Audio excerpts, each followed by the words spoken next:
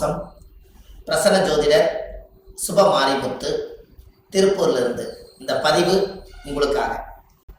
உத்திரட்டாதி நட்சத்திரத்தில் மாந்தி இருந்தால் எந்த கோவிலுக்கு போனால் உங்களுடைய கர்மவினை தீரும்? மாந்தி என்பது யார்? எல்லாத்தோட ஜாதகத்திலையும் பாருங்க, ஒரு சில ஜாதகத்துல மாந்தியே ஜாதக ராசி கட்டத்தில் சில பேர் அதில் போட மாட்டாங்க. சில கம்ப்யூட்டர்லேயே சிலதெல்லாம் வராது. ஆனால் மாந்தி பெரிய ஒரு அற்புதமான ஒரு மிராக்கலான விஷயத்தை காமிக்கும். ஏன் அப்படின்னா, சூரியனுடைய மகன் சனி பகவான், சனி பகவானுடைய மகன் மாந்தி. இந்த மாந்தி எதுக்கு அதிகமாக யூஸ் ஆகுதுன்னு கேட்டீங்கன்னா, இறப்பு தோஷத்துக்கு மாந்தி அதிகமாக முன்னோர்கள் எடுத்துக்கிட்டாங்க. அப்போ இந்த மாந்தி நிற்கக்கூடிய நட்சத்திரங்கள் எல்லாம் எப்படியெல்லாம் செயல்படுது அப்படிங்கிறத இந்த பதிவில் நம்ம பார்க்க போறோம். இதை மறக்காம ஒரு பேனா நோட் எடுத்து குறிச்சு வச்சுக்கோங்க. இது வரக்கூடிய ஜோதிடர்களுக்கும் பயன்படும். நம்ம இந்த யூடியூப் சேனல் வள்ளுவர் வாக்கு யூடியூப் சேனல்ல போய் பார்க்குறவங்களுக்கும் பயன்படும். இனி வரக்கூடிய சந்ததிகளுக்கும் இது பயன்படும். மாந்திக்கு இப்படி மிராக்கள் இருக்குதா அப்படிங்கிற ஒரு விஷயத்த இன்னைக்கு நம்ம அதை சொல்ல போறோம். இப்போ உங்க வாழ்க்கையில நீங்க தெரிஞ்சுக்க வேண்டிய விஷயம், இந்த மாந்திக்கு ஒவ்வொரு நட்சத்திரத்துக்கும் இந்த மாந்தி தோஷம் எப்படி உருவாகுது அப்படின்னா, அந்த காலத்துல குழுகன் நின்ற வீடு குட்டிச்சவர்னு சொன்னாங்க. குழுகன் நின்ற வீடு குட்டிச்சவர் அப்படின்னா குழுகன் நின்ற வீடு குட்டிச்சவரா. அப்ப இந்த மாந்தி போய் எந்த ராசியில் இருக்குதோ, எந்த நட்சத்திரத்து மேல ஏறி உட்கார்ந்து இருக்குதோ, அந்த நட்சத்திரத்தினுடைய திசைகள் அவங்களுக்கு தோஷம் அடையுமா. அப்ப அந்த மாந்தி தோஷம் என்பது என்ன? இறப்பு சம்பந்தப்பட்டது. உங்களுக்கு ஒரு உதாரணத்துக்கு சொல்றேன். லக்னங்கிறதா உயிர், லக்னம் தான் உயிர். ஒரு மனிதனுக்கு ஒரு தாயுடைய கருவறையில இருந்து தொப்புள் கொடி அறுக்கும் நேரம் எந்த லக்னத்துல அவங்க பிறந்திருக்காங்களோ, அந்த லக்னம் எந்த நட்சத்திரத்துல கரெக்டா நிக்குதோ, அந்த நட்சத்திரத்து மேல இந்த மாந்தியோட தீட்டு தோஷம் அதுல இருக்கு. இது உங்களுக்கு தெரியுமா? இதை நீங்க கண்டிப்பா தெரிஞ்சுக்கணும். அப்ப லக்னத்தினுடைய மாந்தி பிரேத சாபம். மாந்தி என்பது இறப்பு. அப்போ அவங்க முன்னோர்கள் அந்த காலத்துல என்ன பண்ணிருப்பாங்கன்னா, ஒரு லக்னத்துக்குள்ள லக்னம் ஒரு ராசி கட்டத்துக்குள்ள 3 நட்சத்திரம் இருக்கு. இந்த 3 நட்சத்திரத்துல இப்போ ஒரு உதாரணத்துக்கு அசுவனி, பரணி, கிருத்திகை 1ஆம் பாதம், இந்த 3 மேச ராசியில இருக்குது. ஒரு உதாரணம். அதுல அசுவதி நட்சத்திரத்துல மாந்தி இருந்தா என்ன பலன், பரணி நட்சத்திரத்துல மாந்தி இருந்தா என்ன பலன், கிருத்திகை நட்சத்திரத்துல மாந்தி இருந்தா என்ன பலன், இதைத்தான் இந்த பதிவுல உங்களுக்கு சொல்ல போறேன். இது உதாரணத்துக்காக. அப்போ ஒரு நட்சத்திரம் அந்த ஜாதகத்துல நம்மளுக்கு கிடைக்க வேண்டிய நட்சத்திரம். அப்ப எந்த நட்சத்திரத்துல மாந்தி உங்களுடைய ஜாதகத்துல இருக்குதோ, அந்த நட்சத்திரத்தினுடைய திசை உங்களுக்கு தெரியும். உதாரணமா அசுவதி நட்சத்திரமா இருந்தா அவங்க கேது திசையில தான் அவங்க செயல்படுவாங்க. அப்ப ஜாதகத்துல எனக்கு என்னங்க அசுவதி நட்சத்திரம் கேது திசை நடக்குது, எனக்கு கேது அசுவதி நட்சத்திரத்துக்கு கேது திசை நடத்துறாரு, எனக்கு ஒரு பலனுமே நடக்கலைங்க அப்படின்னு நீங்க சொல்லவே வேண்டாம். அந்த அசுவதி நட்சத்திரத்துக்கு அதிபதி கேது இந்த மாந்தியோட சாபம் வாங்கி இருக்கிறதுனால அந்த திசை நம்மளுக்கு வேலை செய்ய மாட்டேங்குது. அப்ப அதை நம்ம சரிப்படுத்தினா தானே அது நிவர்த்தியாகும். அப்ப அசுவதி நட்சத்திரத்துக்கு கேது, கேது என்பது பாட்டியில பாட்டின்னு வருது. அப்ப பாட்டிக்கு ஈமகாரிய செலவு செய்யாம விட்டுட்டால், அந்த முன்னோர்களுக்கு ஈமகாரியங்கள் செய்யாம விட்டுட்டா, இறந்த முன்னோர்களுக்கெல்லாம் மூதாதிகளுக்கெல்லாம் செய்யாம விட்டுட்டா, இந்த நட்சத்திர சாபம் அந்த குடும்பத்துக்குள்ள போய் அந்த திசைக்கு யோகத்தை கொடுக்கறது இல்லை. அப்ப கர்மாவிலேயே மாட்டிக்கிறீங்க. அப்புறம் எப்படி மேல வரும்? அப்ப இதெல்லாம் அந்த காலத்துல முன்னோர்கள் குளிகை நின்ற வீடு குடிச்சவர்னு எதுக்கு சொல்லி வச்சாங்கன்னா, ஒரு வீட்டுல ராசி கட்டத்துல குளிகை நின்ற வீடு குடிச்சவர் சொல்லி வைக்கல. அவங்க சொல்லி வச்சதே குளிகன் நின்ற நட்சத்திரம் அந்த வீடு குடிச்சவர்னு வச்சாங்க. அந்த நட்சத்திரத்தினுடைய திசைகள் யாருக்கு வந்தாலும் இந்த மாந்தியோட சாபம் அவங்கள துரத்திக்கிட்டே. ஒரு உதாரணம், லக்னத்து மேலேயே மாந்தி நிற்குது. ஒருத்தருக்கு லக்னத்து மேலேயே மாந்தி, லக்னம் என்ற நட்சத்திரம் எதுவோ அதுவே மாந்தி. அந்த மாந்தி சாபம் இருந்தா அவங்க என்ன ஒரு அனாதிபாடி எடுத்து அடக்கம் பண்ணுனா அவங்களுக்கு அந்த மாந்தி சாபம் நிவர்த்தி ஆகுங்கிறது ஒரு நூல். ஏன் அப்படின்னா, அந்த லக்கணத்துக்குள்ள மாந்தி பிறக்கும் போது ஒரு தாயுடைய கருவறையில இருந்து மாந்தி என்பது நிலையா இருக்கிறது, ஒரு ராசியில ரொம்ப நாள் இருக்கிறது. லக்னம் என்பது 2 மணி நேரத்துக்கு ஒரு லக்னம் நகர்ந்து வெளியில வந்துடும். கரெக்டா அந்த பிரசவமாகி இந்த லக்னம் போய் கரெக்டா மாந்தியோட நட்சத்திரத்துல போய் கரெக்டா அந்த லக்னம் உட்கார்ந்துட்டால் இந்த லக்னம் வந்து தீட்டாய் போயிடும். இதுதான் அதனுடைய பரம ரகசியம். நம்ம அவங்களுக்கு பாருங்க, அந்த லக்னம் போய் நின்ற நட்சத்திரத்துல போய் அந்த தீட்டு விழுந்துருச்சுன்னா முகமெல்லாம் மாறிடும். முகம் அவங்களோட தேஜஸ் இருக்காது, ஒரு இருளன்ற மாதிரி இருப்பாங்க. என்னமோ ஒரு தோஷம் அவங்கள தாக்கிட்டே இருக்கும்.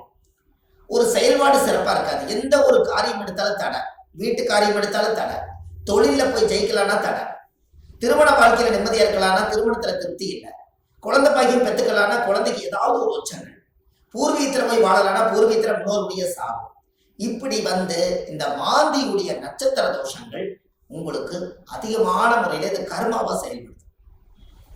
அப்போ முன்னோர்கள் அந்த காலத்துல இதுக்கு எல்லாமே கோவில் வச்சிருக்காங்க பாருங்க. இதுதான் ஒரு ஹைலைட். இந்த ரகசியத்தை சொல்லாம விட்டுட்டா கடைசி வரைக்கும் உங்களுக்கு தெரியாமலே போய் ஒவ்வொருத்தருடைய ஜாதகத்திலையுமே எந்தெந்த நட்சத்திரத்துல மாந்தி இருக்குதோ அதற்குரிய கோவில்ல போய் சுவாமிக்கு தேங்காய் பழம் பூமாலை கல்கண்டு வாங்கி அர்ச்சனை பண்ணி சாமி கும்பிட்டு வந்துட்டால் உங்களுடைய அந்த நட்சத்திரத்தினுடைய மாந்தி சாபம் அன்றோடு அது நிவர்த்தியாது. அப்ப இது ஒரு பெரிய அற்புதம் அல்லவா? இப்ப நீங்க தெரிஞ்சுக்கணும். அப்ப அந்த கோவிலுடைய வரலாறு எங்க இருக்குது, அந்த கோவிலை நம்ம எப்படி கண்டுபிடிக்கிறது, இந்த கோயிலுக்கு போறதுக்கு வழிமுறைகள் என்ன, இது எல்லாமே நீங்க தெரிஞ்சுக்கிட்டா மட்டும்தான் அந்த வாழ்க்கை உங்களுக்கு கரெக்டா செய்யணும். அப்போ முன்னோர்கள் அந்த காலத்துல சூரியனுடைய மகன் சனி பகவான், சனி பகவானுடைய மகன் மாந்தி. அப்ப அப்பாவுடைய பேரன் தான் நம்மளுக்கு மாந்தி தோஷமா வர்றாரு. அப்ப அப்பாவுடைய சொத்து பிள்ளைக்குத்தானா, அப்பாவுடைய பாவம் பிள்ளைக்குத்தானே. அந்த கர்மாவில இருந்துதான் உங்களால வெளியில வர முடியல. அப்ப இது மூலியமா தான் உங்களுக்கு கர்மா செயல்படுது. பாருங்க, உங்களுக்கு தாத்தாவோட சொத்து அந்த காலத்துல பாத்தீங்கன்னா தாத்தாவோட சொத்தை கொண்டு போய் வாழ்ந்து முடிச்சுட்டு உயிர் எழுதும் போது பேரன் பேர்ல போய் எழுதுவார். அப்ப சூரியனுக்கும் சனி பகவானுக்கு தொடர்பு இல்லை, மாந்திக்கு தான் தொடர்பு வருது. அப்போ அந்த ஜாதகத்திலேயே அப்ப மாந்தி என்பது உள்வினை கர்மா. மாந்தி என்பது முன்னோர்களுக்கு திதி கொடுக்காம விட்டுட்டீங்கன்னா அது நட்சத்திரத்தினுடைய மாந்தி போய் அந்த தோஷம் அடைஞ்சிடும். அந்த திசைகள்ல நம்மளுக்கு சரியான பிரச்சனைகள் வந்து எல்லா கோயிலுக்கும் போயிட்டு வந்துட்டுங்க, எல்லா பூஜையும் பண்ணிட்டு வந்துட்டேன், எல்லா பரிகாரங்களும் சொன்னதெல்லாம் செய்திருக்கேன். ஆனா ஏன் எனக்கு வந்து ஒவ்வொரு நாளும் பலாபலம் மாறி வருது, எனக்கு எதுவுமே நடக்கலையே, இப்படி ஒரு கேள்வி பிறக்குது. அப்ப அந்த ஜாதகத்தை வாங்கி பார்த்தா நீங்க என்ன நட்சத்திரத்துல திசை நடக்குதுன்னு கேட்டா எனக்கு ஒரு நட்சத்திரம் அஸ்வினியில திசை நடக்குது, எனக்கு கேது திசை நடக்குதுங்க. கேது அது மாந்தியோட நட்சத்திரம், அஸ்வினியில இருந்து நிற்குது. அப்போ இப்படித்தான் ஒவ்வொருத்தருடைய நட்சத்திரத்தையும் இந்த மாந்தி லாக் பண்ணி வச்சிருக்கு.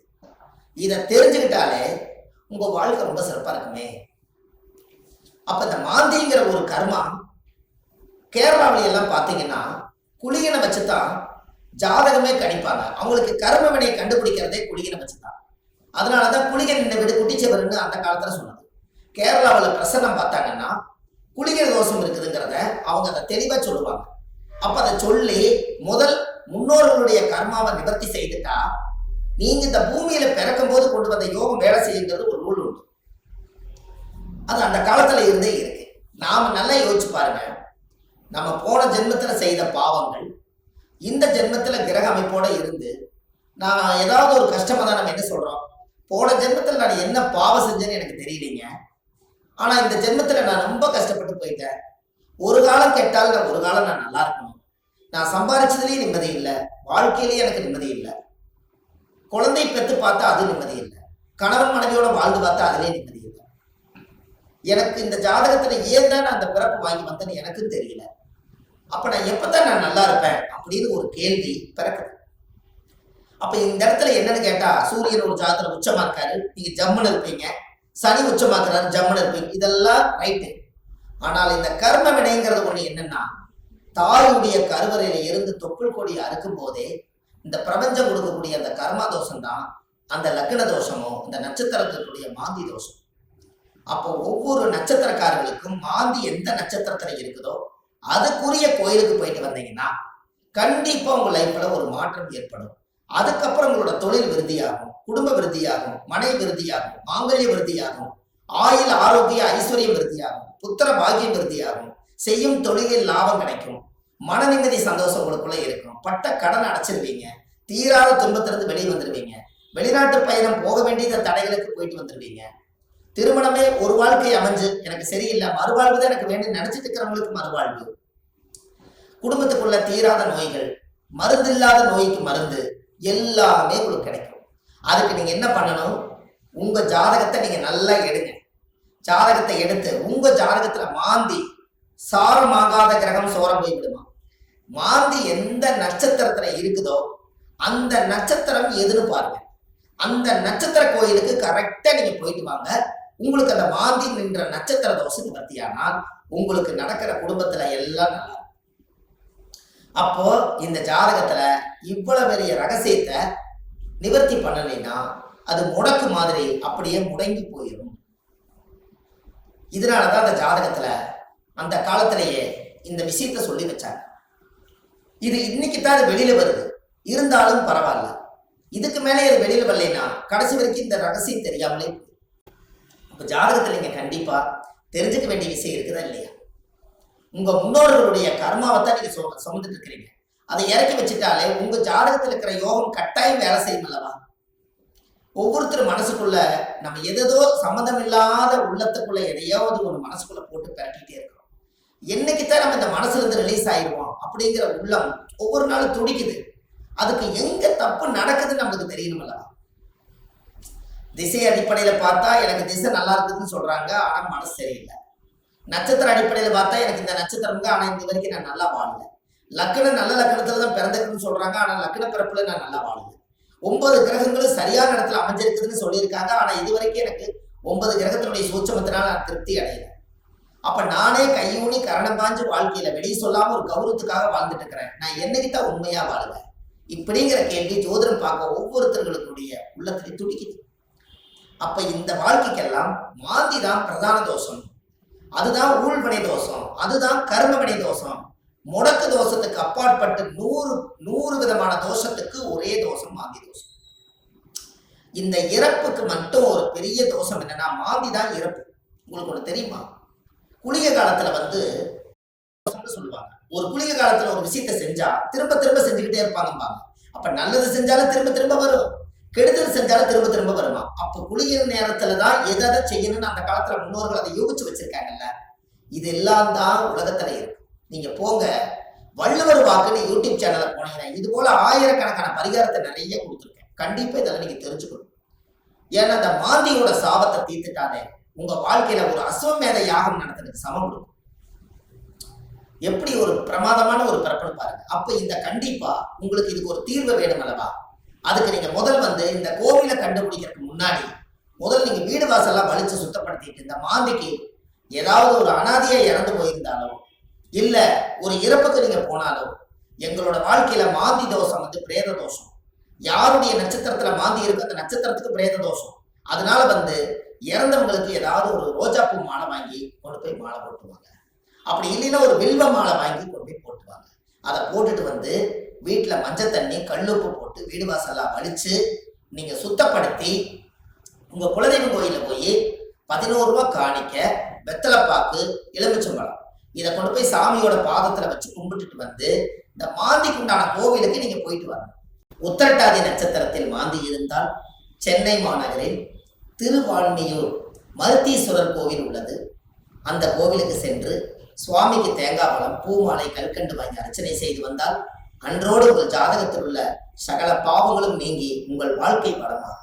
அப்ப அந்த கோவிலுக்கு நீங்க போறதுக்கு முன்னாடி இந்த வீடு வாசல்லாம் வலிச்சு நீங்க சுத்தப்படுத்தி, குழந்தை பிறந்த வீடு, வயசுக்கு வந்த வீடு, இறந்த வீடு, இந்த வீட்டுகளுக்கெல்லாம் நீங்க போகாம இந்த பிரேதத்துக்கு நீங்க மாலை போட்டுட்டு 3வது நாள்ல இருந்து ஒரு 3 நாளைக்காவது வீடு வாசல்லாம் வலிச்சு சுத்தப்படுத்தி நான்வெஜ் எதுவுமே யூஸ் பண்ணாம நீங்க பரிசுத்தமா நீங்க இருக்கணும்.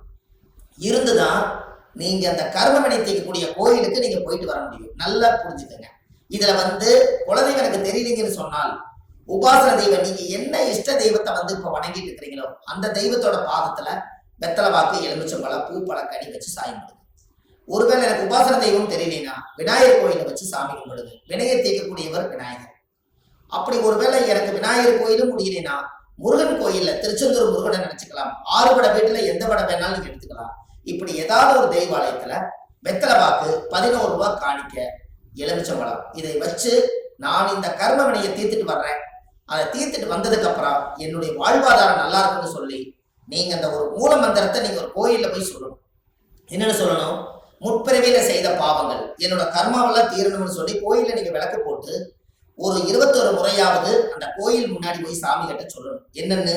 முற்பிறவியில செய்த பாவங்கள் எப்பிறவிக்கும் தொடராமல் இருக்க, இப்பிறவியிலேயே என்னுடைய தந்தை வழியில வந்த கர்ம வினைகளும் தாய் வழியில வந்த கர்ம வினைகளும் என்னுடைய இந்த பூர்வ ஜென்மத்துல நான் இந்த பூமியில கொண்டு வந்த கர்ம வினைகளும் இன்றோடு நிவர்த்தி ஆகட்டுன்னு சொல்லி உங்க ஜாதகத்துல இந்த கர்மா தோஷத்தை நீங்க சுத்தப்படுத்தியாச்சுன்னா அன்னையோட உங்க வாழ்க்கை ரொம்ப சிறப்பா இருக்கும். இதை சொல்லி விளக்கு போட்டு சாமி கும்பிட்டு தேங்காய் பழம், பூமாலை, கல்கண்டு வாங்கி அர்ச்சனை பண்ணி சாமி கும்பிட்டு வாங்க. அன்னையோட அது நிவர்த்தி ஆகும். அந்த கோவில் என்னங்கிறது தான் இப்போ உங்களுக்கு சொல்ல போறேன். ஏன்னா இந்த கோயில் நம்ம எப்ப சொல்லணுங்கிற ஒரு விதி இருக்குது. இந்த அர்த்தங்கள் எல்லாம் புரியாம நீங்க கோயிலுக்கு தெரிஞ்சிட்டாலோ கோயிலுக்கு போனாலும் விவரம் பத்தாது. அதனால நீங்க இதை செஞ்சீங்கன்னா உங்க வாழ்க்கை ரொம்ப பிரமாதமா இருக்கும் என்று சொல்லி இந்த ஒவ்வொருத்தரோட வாழ்க்கையிலையுமே இந்த மாந்தி தோஷம் நம்மளை ரொம்ப கடுமையான பாதிப்புல கொண்டு போய் எல்லா மக்களையும் உட்கார வச்சதுனால இந்த மாந்தியிலிருந்து நீங்க விடுதலை ஆயிட்டால் உங்களுக்கு சுதந்திரம் கிடைச்சாச்சு. உங்க ஜாதகத்தினுடைய பிடியிலிருந்து, தோஷத்தினுடைய பிடியிலிருந்து, உங்க வாழ்வாதாரத்தினுடைய பிடியிலிருந்து நீங்க மிகப்பெரிய பிரம்மாண்டமான ஒரு ஆரோக்கியமான வாழ்க்கை வாழுவீங்க. இந்த மாந்தி சாபத்தை நிவர்த்தி பண்ணிட்டு வாங்க. உங்க வாழ்க்கை எப்படி இருக்குதுன்னு மட்டும் பாருங்க. வள்ளுவர் வாக்குன்னு யூடியூப் சேனல்ல போயிட்டு இருக்குது. ஆன்லைன்லயே நம்ம ஜாதகம் பார்க்கறோம். Date of birth, time, place நீங்க கொடுத்தா போதும், ஜாதகத்தை கணிச்சு போன்லயே உங்களுக்கு சொல்லிடுறோம். இதுல உங்க ஜாதகத்துல கீழே போயிட்டு இருக்கிற நம்பருக்கு நீங்க ஒரு முன்பதிவு செய்து வச்சுக்கோங்க. இந்த மாதிரி 1000 பரிகாரங்கள் உங்களுக்கு எளிமையா கொடுத்துருக்கறனால இதை நீங்க ஒரு சப்ஸ்கிரைப் பண்ணுங்க. டெய்லி போடக்கூடிய வீடியோ உங்களுக்கு வந்துடும். அப்ப இந்த ஒரு சூட்சமத்தை இன்னைக்கு இந்த மாந்தி தோஷத்தை நிவர்த்தி பண்றதுக்கு கட்டாயம் உங்களோட வாழ்க்கையில ஒரு மிகப்பெரிய ஒரு மாற்றத்தை நீங்க ஏற்படுத்த போகுது. அப்ப என்னென்ன நட்சத்திரத்துல மாந்தி இருந்தால் இந்த கர்மதோஷம் நீங்கிறத 27 நட்சத்திரத்துக்காரர்களுக்கும் இந்த வீடியோவை நான் உங்களுக்கு பதிவா கொடுக்குறேன். ஒவ்வொரு நட்சத்திரக்கார 27 நட்சத்திரத்துல யாராரு இந்த உலகத்துல எந்தெந்த நட்சத்திரத்துல நீங்க பிறந்திருக்கீங்களோ அந்தந்த நட்சத்திரத்துல போய் அதுக்குரிய கோயிலுக்கு போய் வழிபாடு பண்ணிருப்பாங்க. கண்டிப்பா உங்க வாழ்க்கை நல்லா இருக்கும். அதுக்காக இந்த பதிவை கொடுக்குறேன். பாரம்பரிய திருவள்ளுவர் குல வம்சம், பிரசன்ன ஜோதிடர் சுப மாரிமுத்து, திருப்பூர்ல இருந்து. நன்றி, வணக்கம்.